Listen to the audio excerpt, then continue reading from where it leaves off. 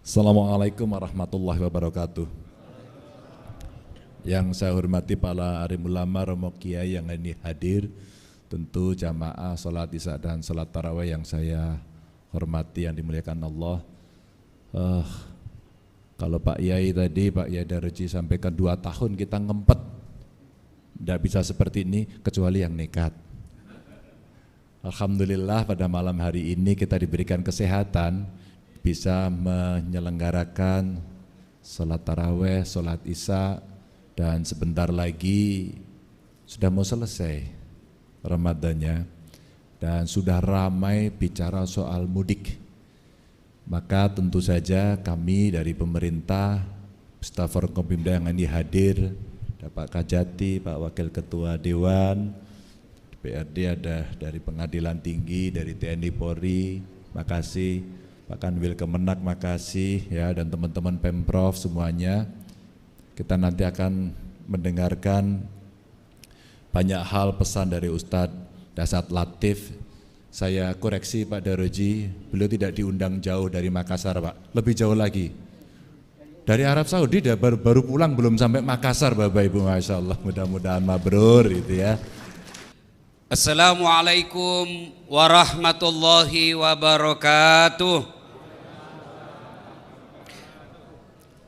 Alhamdulillahi rabbil alamin, wabihi nasta'inu ala umurid dunya waddin. Ashhadu an la ilaha illallah wa ashhadu anna Muhammadan abduhu wa rasuluh. Allahumma salli ala Sayyidina Muhammad wa ala alihi wa sahbihi ajma'in. Amma ba'd, faqad qala Allah subhanahu wa ta'ala fi kitabil karim. Bismillahirrahmanirrahim. Ya ayyuhalladzina amanu taqullaha haqqa tuqatih wa la tamutunna illa wa antum muslimun. Wahai orang-orang yang beriman, bertakwalah kalian kepada Allah dengan sebenar-benarnya takwa, dan janganlah kalian mati kecuali dalam keadaan beragama Islam. Wa qala idzan bismillahirrahmanirrahim. Ya ayyuhalladzina amanu dukhulu fis-silmi kaffatan wa la tattabi'u khutuwatis syaitan innahu lakum aduwwum mubin. Wahai orang-orang yang beriman, masuklah engkau ke dalam Islam secara sempurna, dan janganlah engkau ikuti langkah-langkah setan, karena sesungguhnya setan itu musuh yang nyata bagi kalian. Musuh kalian bukan ulama, musuh kalian bukan polisi, musuh kalian bukan tentara, musuh kalian bukan aparat, musuh kalian bukan pejabat, musuh kalian adalah setan, di mana setan itu musuh yang nyata bagi kalian. Itu kata Allah. Dan ternyata di tempat ini baru saja kita tarawih, banyak juga setan yang berkeliaran di tengah-tengah kita. Setannya bukan pocong, tapi setannya berupa handphone. Orang sudah ceramah masih sibuk juga dia. Itu setan itu mengalihkan perhatian. Bapak Ibu tahu enggak? Saya baru tadi malam mendarat dini hari dari umroh.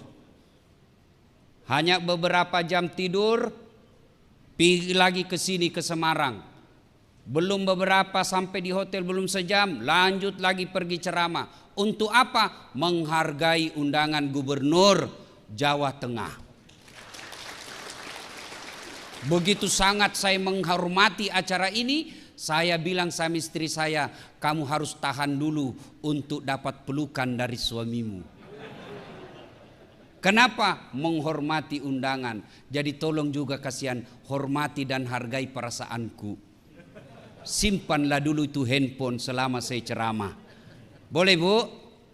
Ibu-ibu yang pegang handphone selama saya ceramah, saya doakan suaminya kawin lagi. Nah, baru dia simpan HP-nya. Wa qala idzan bismillahirrahmanirrahim. Innallaha wa malaikatahu yusalluna 'alan nabi. Ya ayyuhalladzina amanu sallu 'alaihi wa sallimu taslima. Sesungguhnya Allah dan para malaikatnya bersalawat kepada Rasulullah Muhammad sallallahu alaihi wasallam. Maka wahai orang-orang yang beriman, bersalawatlah kalian kepada Rasulullah dengan sebaik-baik salawat. Allah perintah kita puasa, Allah tidak menunaikan ibadah puasa. Allah perintah kita sholat, Allah tidak menunaikan ibadah sholat. Allah perintahkan kita haji, Allah pun tidak melakukan haji. Tapi ketika Allah perintah kita salawat, jelas dengarkan firman Allah. Innallaha wa malaikatahu, Allah dan para malaikatnya bersalawat kepada Rasulullah Muhammad sallallahu alaihi wasallam. Begitu cintanya Allah dan malaikat kepada Rasulullah. Lalu kenapa kita umatnya tidak cinta kepada Nabi? Rasulullah ketika wafat datang ditawarkan oleh malaikat Jibril. Sebelumnya Allah sampaikan, malaikat, kau turun jemput kekasihku Muhammad, cabut nyawanya. Dengan catatan, tanya dulu. Kalau dia mau eksekusi, kalau tidak mau jangan lakukan. Tunggu sampai dia mau. Bayangkan Pak, satu-satunya manusia ditawari, Muhammad, saya diperintah Allah cabut nyawamu. Kalau kau mau, menurutmu bagaimana? Tapi Rasulullah apa kata beliau? Siap.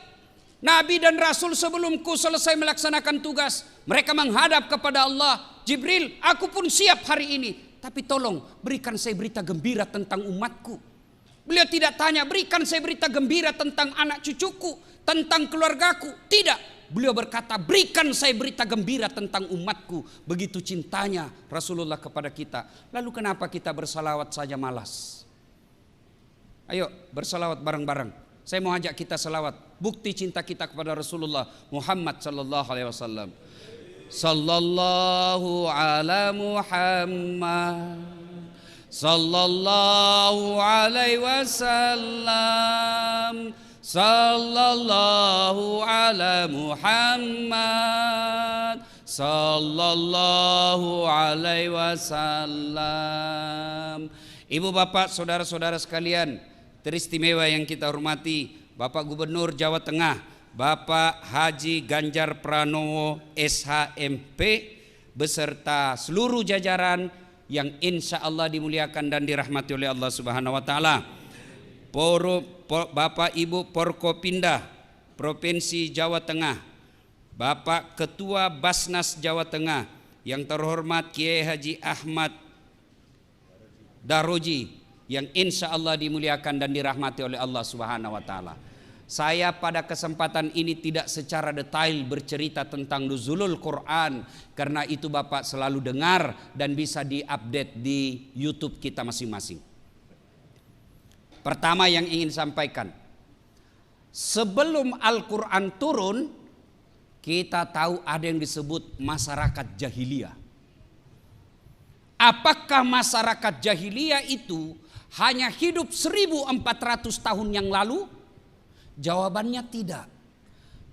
Meskipun Bapak Ibu tidur sekarang, hidup sekarang, puasa sekarang, tapi punya karakter masyarakat jahiliyah, Bapak Ibu termasuk orang jahiliyah. Apa masyarakat jahiliyah? Satu, sombong, takabur, angkuh. Jadi kalau ada orang Islam mengaku dirinya Islam, mengaku diri umat Rasulullah, tapi dia sombong, takabur, pongah, itu masyarakat jahiliyah. Dan Pak Gubernur, dosa setan yang ditiriskan sampai detik ini selalu dia kembangkan dan selalu ditanamkan kepada kita, dosa sombong. Apa yang kita mau sombongkan? Satu, ilmu. Aduh, ilmu. Kalau Allah mau dicabut ilmu kita, pikun. Ada orang di kampus banyak sekali gelarnya, bertumpuk-tumpuk, profesor, doktor, tak. Begitu mau pensiun usia 70 tahun, mulai pikun-pikun Pak. Diprotes sama istrinya, Pak, biasanya kalau kau mau pergi mengajar kau cium-cium jidatku. Ini sudah hampir 1 minggu tidak pernah lagi kau cium saya. Kata suaminya dalam hati, astagfirullah, berarti siapa kau cium selama ini? Ternyata pembantunya dia cium Pak. Apa mau sombong? Profesor doktor, Allah cabut ilmumu, kau tidak bisa bedakan mana istrimu mana pembantu. Pak Kadis jangan juga modus. Teman-teman sudah dengar ceramah ini, besok didapat di kamar sama nanya, Pak, saya kira mamamu nak. Apa yang kita mau sombongkan dengan ilmu? Allah jelaskan dalam Al-Quran, wa ma utitu minal ilmi illa qalila. Saya tidak berikan kamu ilmu kecuali sangat sedikit. Itulah makna kenapa kita tidak mengetahui arti alif lam mim, Taha, Yasin. Apa tujuannya? Allah ingin tunjukkan, jangan kau sombong dengan ilmu. Alif lam mim kau tidak tahu. Adakah ustadz yang sombong karena ilmunya? Banyak. Mana ustadz yang sombong yang tidak mau menerima perbedaan pendapat, seolah-olah hanya dia penghuni surga. Kayak dia panitia hari kiamat. Aduh. Dulu waktu saya kecil, itu kalau kita sholat jamaah Pak di masjid subuh, kalau di samping kanan kita tidak kunut, kita tidak ribut Pak. Allahu Akbar. Samping kanan kunut, tidak ribut. Kita cuma bilang dalam hati, oh Muhammadiyah. Selesai. Sekarang Pak, dia belajarnya di YouTube. Baru 3 minggu, baru 2 menit habis kuotanya. Paham agama setengah-setengah. Hanya dia tahu jingkrang. Hanya dia tahu pelihara jenggot. Hanya dia tahu bicara Arab setengah-setengah. Afwan, jazakallah ya ukhti. Kaifa haluk ya habibi. Kullu nafsin saikatil maut. Ya sudahlah. Jangan sombong karena ilmu. 2. Apa yang mau sombong? Jawatan. Gubernur mau sombong. Aduh. 10 tahun men. Selesai. Wabillahi taufiq wal hidayah. Gambang Garuda Pak Pranowo, Pak Ganjar, 10 tahun aja dipakai Pak. Begitu habis masa jabatan, Bapak masih mau pakai keliling Jawa Tengah, dibilangi gila Pak. Ayo, apa yang kita mau sombongkan? Kepala dinas kau mau sombong, pret. Kamu bisa jadi kepala dinas ke gubernur senang. Biar gubernur senang, kalau istri beliau tidak senang, tidak jalan kamu. Apa yang mau kita sombongkan? Jabatan, jangan sombong. Pak Kajati mau sombong, aduh men, pensiun. Ketua DPR, ya kalau terpilih lagi Pak. Kalau tidak, wabillahi taufiq wal hidayah. Apa yang kita mau sombongkan? Ada yang merasa sombong karena hebat, banyak followernya, Dasat Latif. Jangan kau sombong Dasat. Kau bisa begitu karena ada yang nonton kamu. Kalau tidak ada follower saya, mana hebatnya? Saya ceramah di sini berdebu, bergema, berapi-api, hebat. 1 jam membara ceramah saya, tidak ada yang nonton. Lewat orang, sudah lama itu Ustadz gila di dalam. Maka jangan sombong. Jabatan kita miliki sekejap saja. Ilmu yang kita miliki jangan sombong.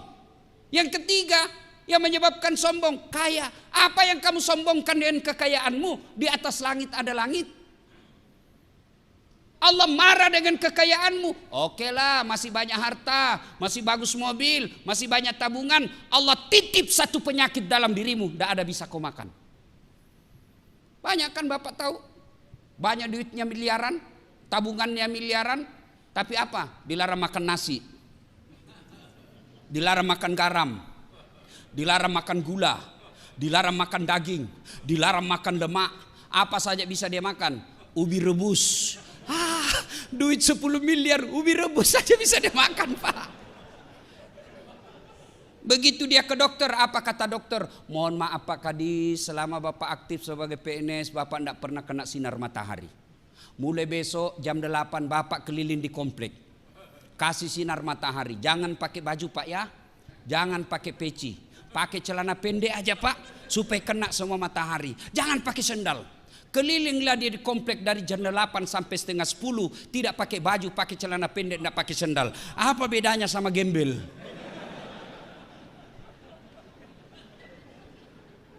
Ada 3 teman setan di dunia kata Allah.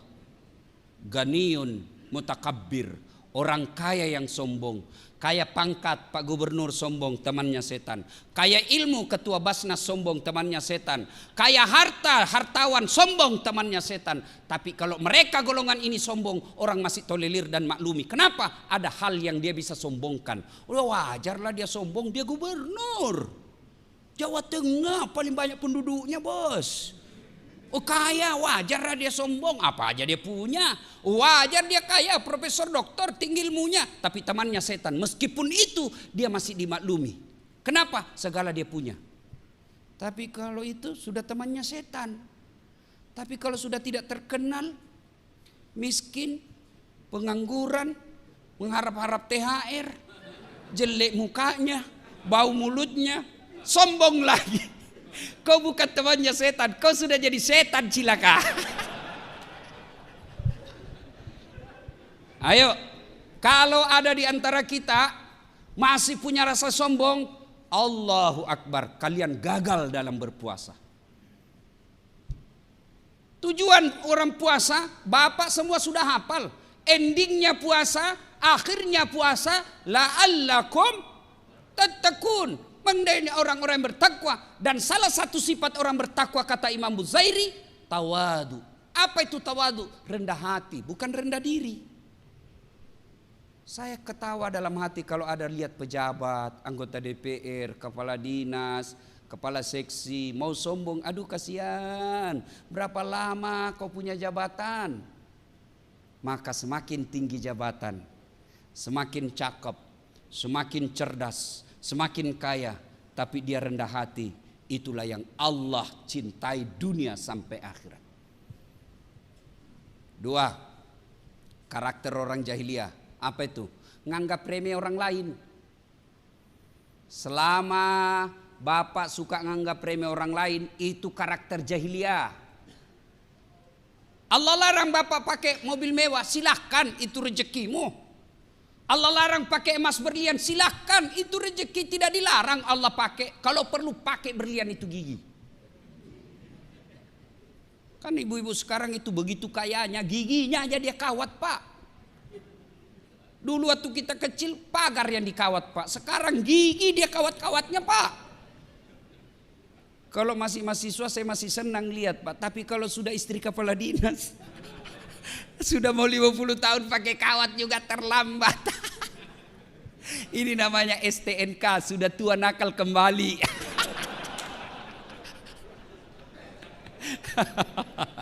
Sudahlah, daripada pasang behel Bu, lebih baik itu harga behel kirim untuk kehidupan ibu dikubur.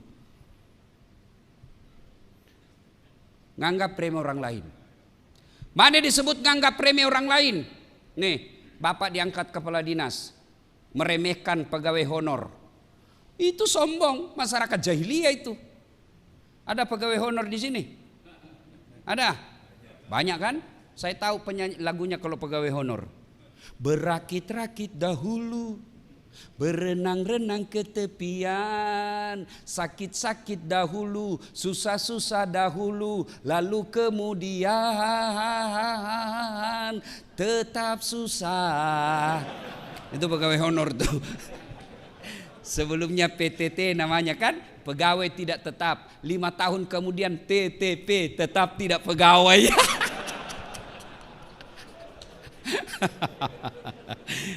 Ya.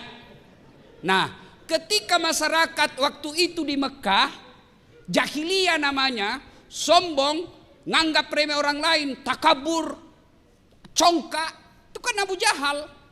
Abu Lahab, Abu Jahal itu Pak, beliau itu cinta sama Nabi. Dari Rasulullah lahir sampai usia 40 tahun, masyarakat Mekah senang sama Rasul. Bahkan masyarakat Mekah memberi gelar Muhammad Al-Amin, yang terpercaya. Kenapa? Mereka begitu cinta kepada Rasulullah. Bahkan Rasulullah ketika usia 36 tahun pernah menjadi tokoh pemersatu orang Mekah pada waktu itu. Ketika apa? Ketika Hajar Aswad, Makkah, Ka'bah dipugar, Hajar Aswad dibuka, kemudian mau ditempel kembali ke tempat semula. Bani-bani, suku-suku yang ada di Mekah bertengkar. Berhari-hari tidak ada penyelesaian. Akhirnya mereka percayakan kepada Muhammad untuk menunjuk. Ya Muhammad, siapa di antara kami yang kau tunjuk? Nabi buka serbannya. Beliau ambil serbannya. Serban 4 suku, 4 sudut. Yang bertengkar 4 suku. Maka Nabi berkata, pegang suku sujudnya masing-masing serbanku. Lalu angkat ini, kita angkat bareng-bareng. Selesai masalah, menyelesaikan masalah tanpa masalah. Ibu tahu betul Pegadaian. Ini kalau mau ibu-ibu kalau dekat lebaran itu sepupu dengan Pegadaian. Sampai-sampai ibu-ibu bilang, Pak sudah mau lebaran ini ganti gorden. Oke sayang, gampang. Ganti spray gampang. Ganti kursi gampang. Ganti tempat tidur gampang. Sekalian saya ganti kau. Salatullah, salamullah ala toha rasulillah. Salatullah, salamullah ala yasin habibillah. Jadi di Mekah waktu itu Pak, perempuan tidak ada nilainya. Apakah sekarang banyak begitu? Banyak sekarang. Kalau dulu zaman jahiliyah, lahir perempuan dikubur hidup-hidup. Itu zaman jahiliyah. Sekarang belum lahir dia kubur anaknya. Aborsi. Akibat perselingkuhan. Jahiliyah. Wanita tidak ada nilainya sama sekali. Dilahirkan hanya untuk melahirkan. Kerjaannya perempuan waktu itu dapur kasur sumur. Sumur dapur kasur. Kasur sumur dapur. Itu aja mutar-mutar. Bahkan perempuan pada saat itu boleh diperdagangkan dan boleh dijadikan taruhan judi. Berturi kita berjudi. Kalah kau suka istriku pakai 2 hari. Nasibnya perempuan zaman itu. Tidak ada nilainya sama sekali. Siapa orang terhormat zaman jahiliyah? Mereka sastrawan yang pandai membuat sastra, hebat membuat sastra. Kalau diakui pada saat itu di Mekah, ditempel hasil kerjanya di Ka'bah, menjadi tokoh. Siapa yang hebat lagi waktu itu? Yang jago berkelahi. Siapa yang tidak ada kalahkan? Mereka menjadi tokoh. Termasuk Umar bin Khattab disegani karena tidak pernah terkalahkan dalam duel. Masyarakat jahiliyah. Nah, Nabi gelisah. Muhammad usia 40 tahun. Kenapa kasihan ini orang Mekah begini? Kenapa dia sembah batu? Kenapa tidak saling menghormati? Kenapa ada budak? Nabi gelisah. Inilah yang disebut kepekaan sosial. Nah, mudah-mudahan Pak Ganjar itu menunjukkan kepekaan sosial. Kenapa masyarakat Jawa Tengah begini? Kenapa begini? Kenapa begini? Ini namanya kegelisahan, kepedulian sosial. Kalau ada pemimpin tidak punya kepedulian, maka akan terjadi bencana yang disebut neraka dunia. Punya kepekaan sosial. Akhirnya Nabi apa? Melakukan perenungan. Perenungannya di mana? Bukan di Facebook. Perenungannya di mana? Beliau naik ke gunung. Namanya Jabal Nur. Di Jabal Nur itu ada gua yang kita kenal dengan Gua Hira. Beliau kemudian beruslah. Bahasa Jawanya semedi. Benar Pak? Hah? Ya, mulut Bugis. Akhirnya berenung, lama berenung. Akhirnya di malam ke-17 Ramadan. Ini pegawai-pegawai, saya kasih hadiah. Siapa yang tahu arti Ramadan? Ayo angkat tangan Pak. Siapa yang tahu arti Ramadan? Saya kasih hadiah 2 lembar, 3 lembar. Ayo, pegawai. Ini yang di depan, kepala dinas mungkin ini. Ayo Pak, jangan cuma tahu proyek. Jangan cuma vendor yang Bapak tahu. Ayo, siapa yang tahu artinya Ramadan? Ayo, yang di depan. Kamu yang di belakang apa?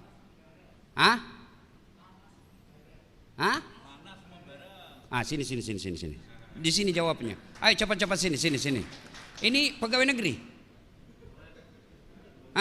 Kepala dinas? Oke lah, mudah-mudahan jadi kepala dinas nanti. Oke, sini. Cepat sedikit. Monggo, permisi Pak Gubernur. Sebelum jawab ada passwordnya. Passwordnya siapa namanya bapaknya gubernur? Kita ngerti Pak. Tidak tahu. Lain kali langsung jawab karena belum tentu juga di sini tahu. Itu namanya pemuda tidak pernah menyerah. Sekarang apa arti Ramadan? Panas membara. Bulan keberapa dalam kalender Hijriah? Ya wes iki. Nggih. Ya. Ramadan artinya trik yang mendidih, panas membara. Bulan keberapa dalam kalender Hijriah? Bulan ke-9. Itu Bapak harus tahu deh. Kalau kita Januari, Februari dihafal biar tutup baru bangun. Bulan 9, bulan apa namanya? Itu hafal Pak. Sebagai kecintaan kita kepada dakwah Islam. Nah sudah. 17 Ramadan, Jibril datang dalam bentuk pemuda. Dan peluk Nabi. Ya Muhammad, ikra, baca. Kata Nabi, saya tidak tahu membaca bro. Ikra, baca. Saya tidak tahu membaca. Dipeluk lagi sampai sesak napas. Ikra, baca. Lalu Nabi mengikuti. Ikra, bismi rabbikal ladzi khalaq. Sampai ayat ke Poin yang ketiga, nuzulul Quran kita kali ini. Ayat pertama Allah turunkan tentang perintah membaca. Artinya apa? Di kantor gubernur ini kalau mau maju SDM-nya baca. Belajar, jangan cari muka. Jangan jadi tim sukses penjilat. Sekarang banyak orang kalau mau jadi kepala dinas jadi penjilat. Ngi pak, ngi, nggak laku itu bos. Tahu ketika Nabi Isra Mi'raj ada orang tangannya tangan manusia, kakinya kaki manusia, badannya badan manusia, mulutnya ular, kepalanya ular. Nabi bertanya, ya Jibril siapa itu? Itu umatmu yang suka menjilat-jilat cari muka. Di kantor ini banyak.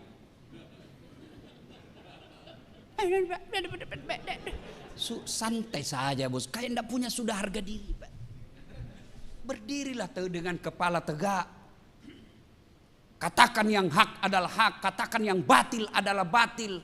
Meskipun dia di depan kita gubernur, sampaikan bahwa Pak, Bapak keliru. Apapun ini Pak, saya cinta sama Bapak, saya harus sampaikan daripada Bapak masuk penjara. Lebih baik saya dipecat dari Bapak daripada Bapak masuk penjara. Saya cinta Bapak karena Allah. I love you full. Pak Gubernur bilang, ini yang saya cari. Daripada bosnya masuk penjara. Ada juga itu pura-pura baik di depan kita Pak. Tujuannya apa? Supaya dia ditangkap, dia yang jadi kepala dinas. Ini jeleknya ini dalam dunia birokrasi. Ketua DPR dibawanya berdoa mudah-mudahan ganti, mudah-mudahan supaya dia diganti Pak. Pergantian antar waktu. Nah, Bapak Ibu saudara-saudara sekalian, belajar. Bapak mau diangkat derajatnya, pegang ini. Allah janjikan dalam Al-Quran, yarfa'illahu alladhina amanu minkum walladhina utul ilma darajat. Allah angkat derajatnya. Orang yang beriman, berilmu pengetahuan. Maka selesai besok ini, Bapak Gubernur di sisa jabatan beliau panggil kepala dinas. Pak Kadis ini, kamu keliling seluruh Jawa Tengah ini, cari anak-anak kita yang cerdas. Tidak peduli apa agamanya, tidak peduli apa sukunya. Cari mereka, sekolahkan mereka sampai sepuas-puasnya dia mau sekolah, dibiayai oleh pemerintah. Itu yang disebut Iqra. Sekolah, bapak-bapak kepala dinas, sekolah, belajar. Sekarang enak orang belajar online ada. Apa, mentang-mentang dekat sama Pak Gubernur. Baru 5 tahun jadi pegawai sudah dipromosi. Saya ini sudah 9 tahun tidak pernah promosi. Ya betul Bapak 9 tahun, dia 4 tahun cepat dipromosi. Kenapa? Otaknya Pentium 4 Pak. Cepat loading. Gambarnya jelas, pulsanya kuat. Bapak 9 tahun prosesor Pentium 1.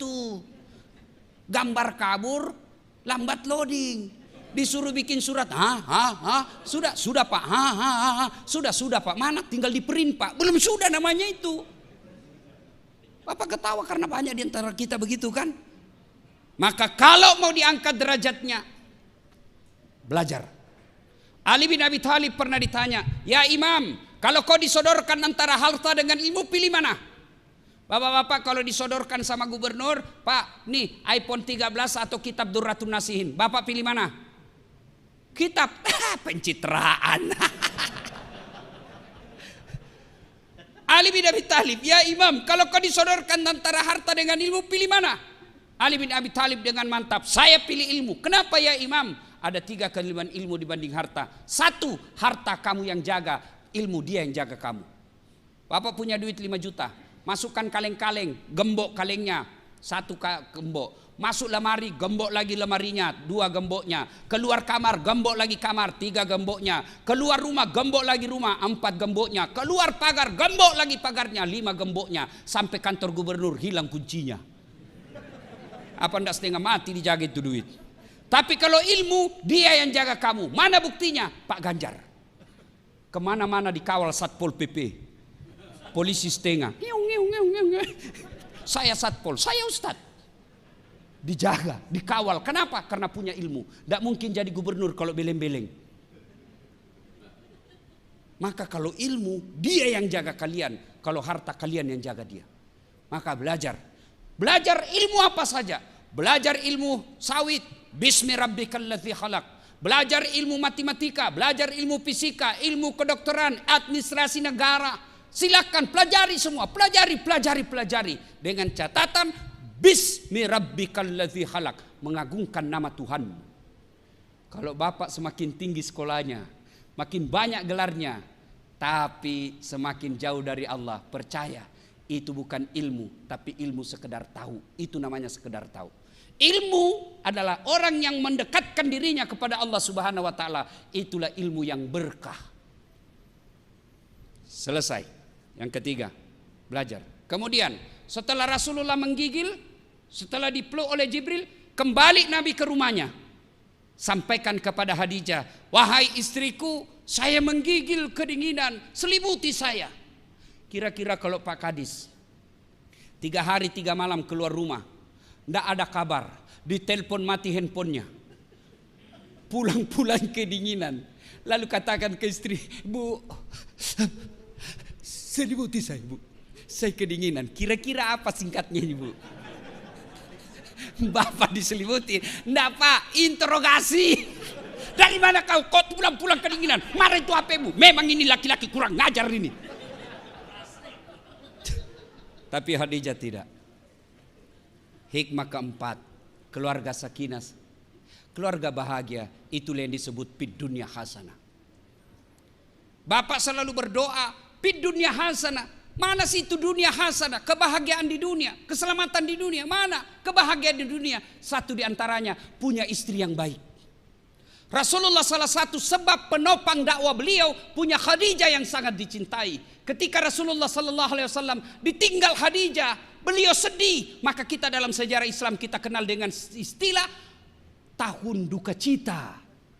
Nabi menyebutnya tahun duka cita. Kenapa? Karena ditinggal istri beliau. Sampai Rasulullah bersabda, barang siapa seorang wanita, seorang istri ditinggal, meninggal, lalu dia berkata suaminya, aduh, baik betul istri saya. Ya Allah, kenapa terlebih dahulu engkau mencabut nyawanya? Meskipun dia gendut, tapi aku sayang dia ya Allah. Kenapa bukan istrinya tetanggaku yang suka selingkuh? Aku sayang istriku ya Allah. Dunia akhirat aku mencintainya. Tanda-tanda ibu penghuni surga. Tapi kalau sebaliknya, begitu ibu meninggal, suami masuk kamar berteriak, merdeka!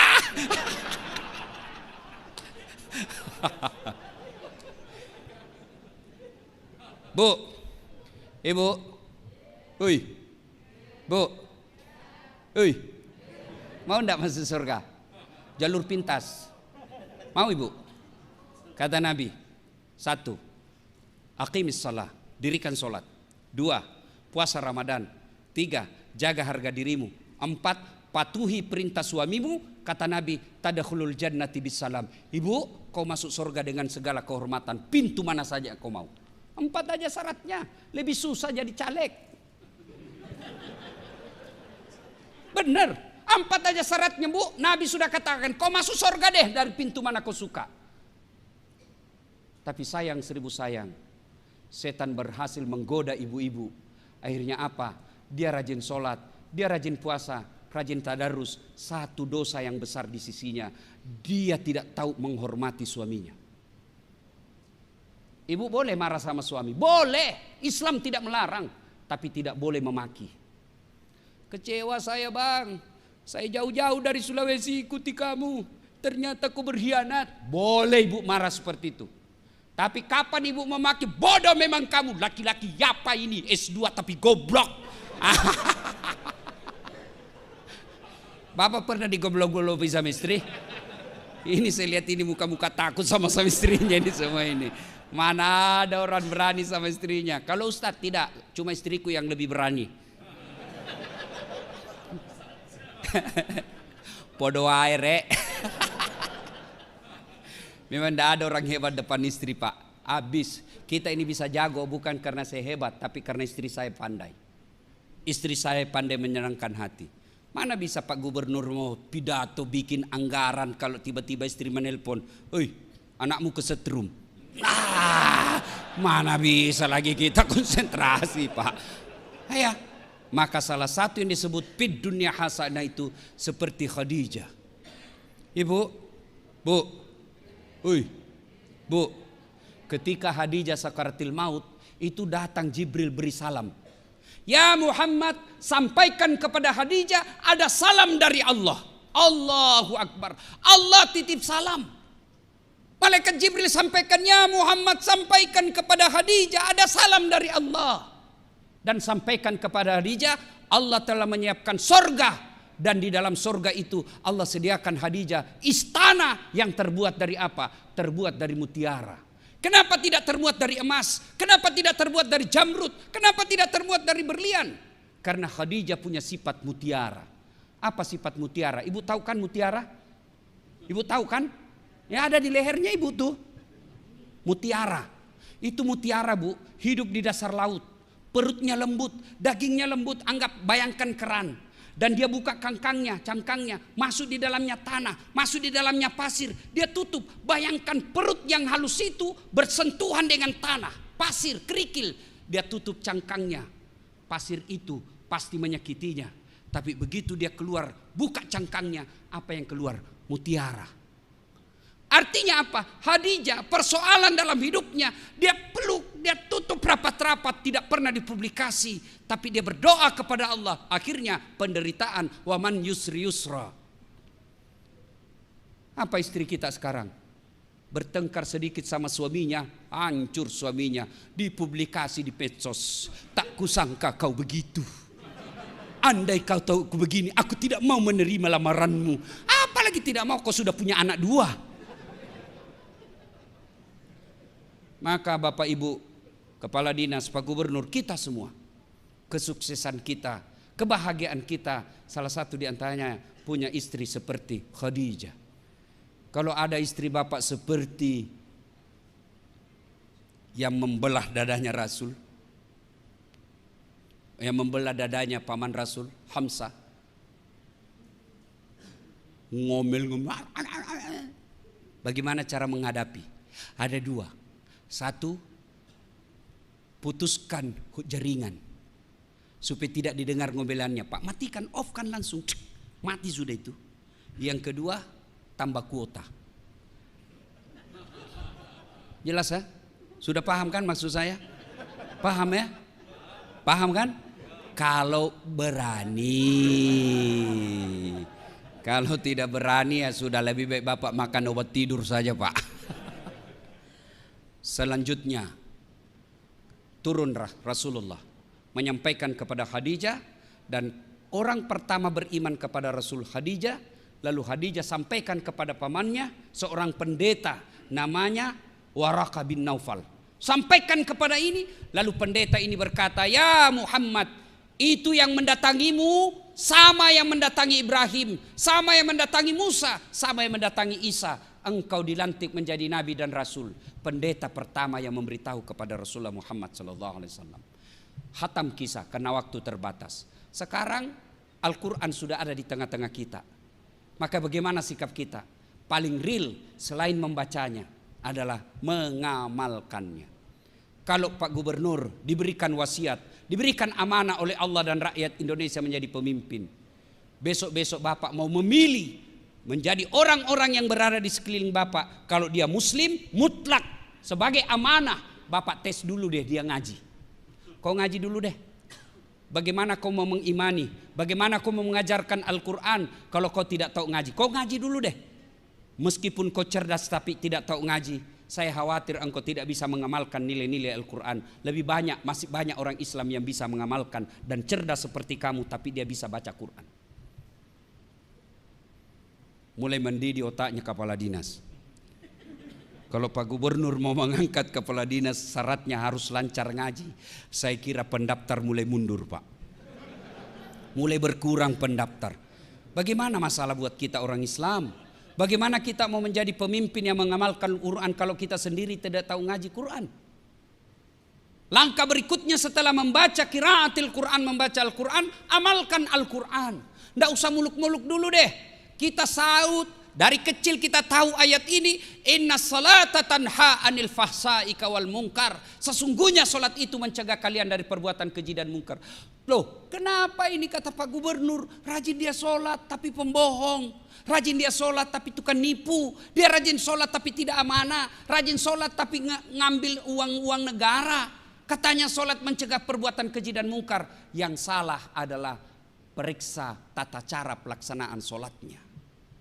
Barangkali Bapak solat tapi masuk dalam kategori fawailul lil musallin. Celaka orang-orang yang solat. Kenapa celaka Ustadz? Karena dia solat semau-maunya. Solat aja Pak, mulai takbir aja semau-maunya.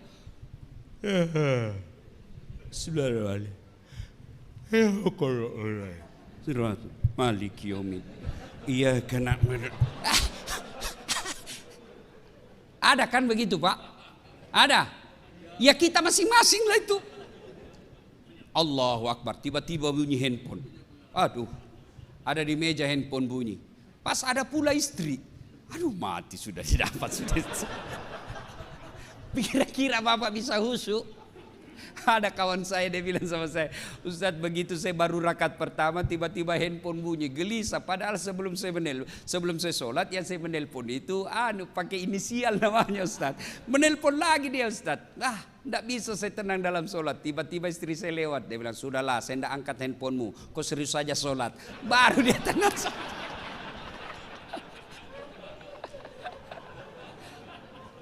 Kan banyak yang begitu. Gimana bagus bisa mencegah sholat kita, bisa mencegah kekuatan keji dan mungkar kalau sholat kita main-main. Sholat kita tidak bisa konsentrasi dengan baik. Sudah tahayat atau belum nih? Sudah tahayat atau belum? Sudah 3 atau 2? Maka agar menghindari itu, sholat berjamaah. Sholat jamaah. Kalau orang sholat jamaah Pak, lipat 27 kali. Mudah-mudahan yang hadir di tempat ini selesai ini, mari tunaikan sholat jamaah. Tidak mesti di masjid. Bapak di ruangan mau sholat, daripada cuma dapat 1, ajak teman. Ayo dek temani saya sholat duhur, dapat 27 kali lipat. Sholat jamaah tidak harus di masjid. Apalagi kita sebagai ASN, kalau pergi ke masjid lagi jauh dari kantor, ngambil waktu sementara pekerjaan numpuk. Maka Bapak sholat aja di samping meja, sholat berjamaah. Dibilangi kita soalim, tidak apa-apa. Dia dapat dosanya, Bapak dapat pahalanya. Alhamdulillah saya lihat ini Pak, rajin-rajin semua sholat jamaah.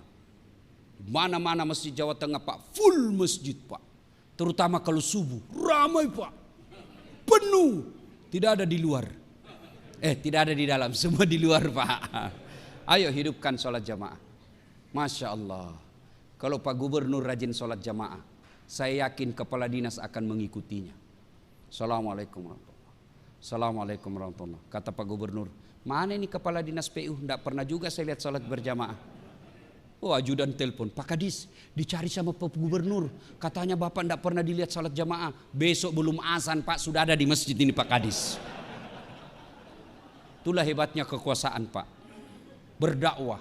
Kalau kekuasaan dipakai dakwah, cepat itu pengaruhnya. Mari sempurnakan sholat. Sholat jamaah.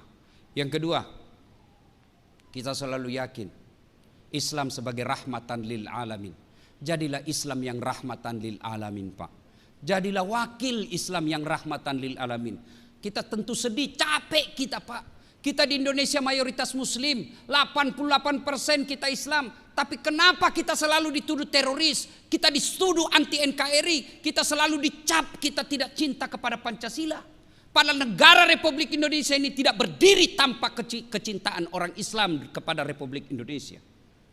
Kenapa? Karena kita gagal menunjukkan bahwa ini loh Islam. Begini loh Islam kalau jadi gubernur. Begini loh kepala dinas kalau jadi. Begini loh Islam kalau jadi kepala dinas. Begini Islam kalau ketua DPR menjadi rahmatan lil alamin. Tunjukkan bahwa begini. Kalian tidak usah takut kalau kami memimpin. Kalian tidak usah cemas kalau kami memimpin. Kami akan menjadi rahmat bagi seluruh alam. Coba Rasulullah. Datang itu malaikat Jibril menawarkan bantuan, saya hancurkan ini umat manusia di Taif. Lalu kata Nabi, ya Jibril, jangan. Kalau bukan mereka beriman kepadaku, anak cucunya nanti yang beriman kepadaku. Dan terbukti Taif sekarang 100% muslim dan akhlaknya sangat santun. Kenapa? Karena doa dari Rasulullah Muhammad sallallahu alaihi wasallam. Ibu bapak saudara-saudara sekalian, pada akhirnya tanamkan keyakinan dalam hati. Siapa yang memegang dan berinteraksi dalam Al-Quran, pasti Allah muliakan hidupnya. Semua yang berkaitan dengan Quran pasti dimuliakan. Turun Quran, siapa yang bawa? Malaikat Jibril. Dari semua malaikat yang Allah ciptakan, Jibril adalah malaikat yang paling mulia. Turun kepada manusia. Kepada siapa diberikan? Kepada Muhammad sallallahu alaihi wasallam. Dari semua nabi dan rasul, Muhammad adalah nabi yang paling mulia. Diberikan kepada umat Islam. Siapa umat Islam? Dari umat semua yang Allah ciptakan, Islam adalah umat yang terbaik dan termulia. Dan diturunkan di bulan berapa? Bulan Ramadan. 12 bulan, 1 bulan Ramadan, bulan yang paling mulia. Dan diturunkan disebut malam nuzulul Quran, malam yang penuh kemuliaan. Maka Bapak Ibu, Allah tidak melarang kita menjadi pejabat. Allah tidak melarang kita jadi pengusaha. Allah tidak melarang kita menjadi intelektual. Tapi tolong jadikan Al-Quran sebagai hudan, petunjuk yang bisa membedakan kita mana yang hak dan mana yang batil. Inilah tujuan daripada nuzulul Quran yang Pak Gubernur Ganjar Pranowo mengundang kita, bukan sekedar menghabiskan anggaran dan seremonial belaka. Tapi lebih penting dari itu, mari menjadi ASN yang menjadikan Al-Quran sebagai pedoman dan petunjuk dalam hidup kita. Insya Allah Bapak jadikan Quran sebagai pedoman dan petunjuk, aman, selamat di dunia, insya Allah selamat di akhirat kelak. Demikian, mudah-mudahan ada manfaat. Terima kasih atas segala undangannya ke tempat ini. Mudah-mudahan kehadiran saya menjadi manfaat buat saya dan kita semua. Sebelum kita akhiri, mari kita kirimkan suratul Fatihah kepada Rasulullah Muhammad SAW. Kita ikhlaskan khasiat dan keutamannya kepada teman-teman kita ASN yang terlebih dahulu menghadap kepada Allah Subhanahu wa taala. Ila hadratin Nabi Mustafa Muhammad SAW, summa hususil ruhil. Silahkan bayangkan nama yang Bapak Saudara kenal, ASN yang telah wafat mendahului kita. Sebutkan namanya. Al-Fatihah.